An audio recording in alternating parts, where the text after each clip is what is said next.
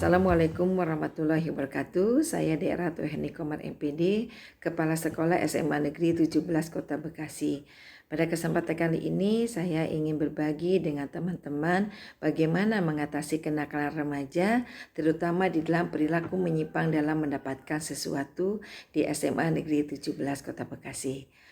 Kenakalan remaja merupakan suatu perilaku yang dilakukan oleh remaja dengan mengabaikan nilai-nilai sosial yang berlaku di dalam masyarakat.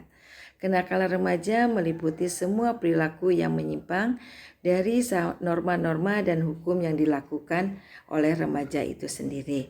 Kenakalan yang dilakukan oleh remaja ada kenakalan yang menimbulkan korban fisik, menimbulkan korban materi, bahkan ada kenakalan sosial yang tidak menimbulkan korban di pihak lain dan kenakalan yang melawan status anak sebagai pelajar. Penyebab dari kenakalan remaja yang dilakukan oleh anak-anak siswa SMA adalah satu, karena ada krisis identitas di mana mereka mempertanyakan dan mencari jati dirinya sendiri. Dua, kontrol diri yang lemah di mana mereka tidak mampu mengendalikan dirinya untuk menghindari perilaku nakal meski sudah mengetahuinya. Ketiga, kurangnya perhatian dan kasih sayang dari orang tua, bahkan terjadi komunikasi yang tidak dialogis di antara orang tua dan anak itu sendiri. Yang keempat, minimnya pemahaman tentang agama, dan yang terakhir adalah pengaruh dari lingkungan sekitar. Kenakalan remaja ini dapat diatasi secara umum. Yang pertama dengan dua langkah, yaitu langkah pertama preventif, di mana dengan langkah preventif ini kita harus mengenal dan mengetahui ciri umum dari khas remaja itu sendiri atau keunikan dari perilaku remaja itu sendiri. Yang kedua, mengetahui kesulitan-kesulitan yang dialami oleh anak-anak tersebut.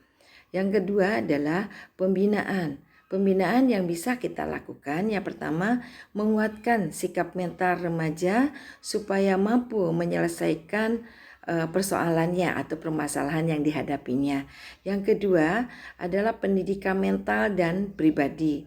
Ketiga, menyediakan sarana dan menciptakan suasana yang optimal.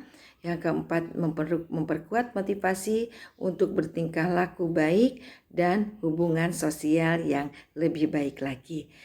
Yang kelima, mengadakan kelompok diskusi atau tempat untuk curahan hati dari anak-anak tersebut. Yang selanjutnya adalah memperbaiki keadaan lingkungan sekitar. Nah, di SMA Negeri 17 Kota Bekasi, karena di sini adalah menitik beratkan bagaimana cara mengatasi kenakalan remaja di mana mereka melakukan kenakalan yang menimbulkan kerusakan di dalam materi. Nah, langkah yang kami lakukan pertama adalah menanyakan alasan kenapa mereka melakukan pencurian. Lalu yang kedua, memberikan sanksi atau hukuman yang bisa membuat anak jera. Nah, dalam hal ini, sanksi yang diberikan kepada anak tersebut adalah SP1 apabila kenakalan mencurinya itu dalam tahap yang masih rendah.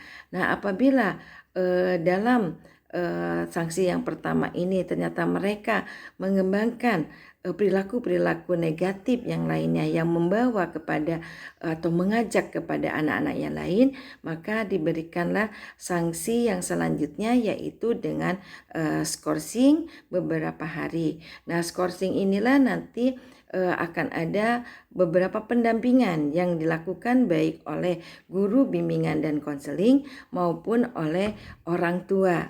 Dan layanan yang diberikan kepada anak tersebut juga pada saat skorsing adalah memberikan pelayanan pembelajaran tetap dilaksanakan tetapi melalui GCR yang diberikan tugas-tugas maupun materi yang disampaikan oleh guru-guru mata pelajaran.